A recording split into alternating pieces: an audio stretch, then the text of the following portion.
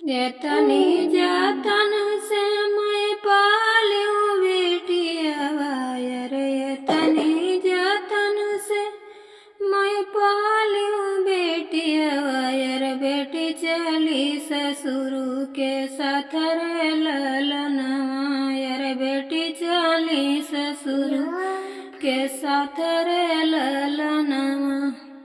पापा उनकर रोई रोमाल मुख पोछई रे, पापा उनकर रोई रुमाल मुख पोछई रे। मम्मी उनकर रोई निर्धर रे ललनवा रे, मम्मी उनकर रोई निर्धर रे ललनवा।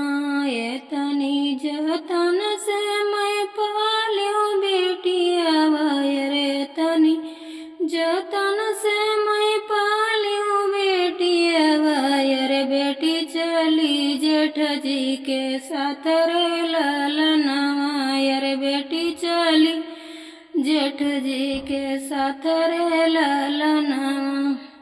चाचा उनकर रोई रुमाल मुख पोछई रे, चाचा उनकर रोई रुमाल मुख पोछई रे। चाची उनकर रोई निर्धर रे ललनवा रे, चाची उनकर रोई निर्धर रे ललनवा।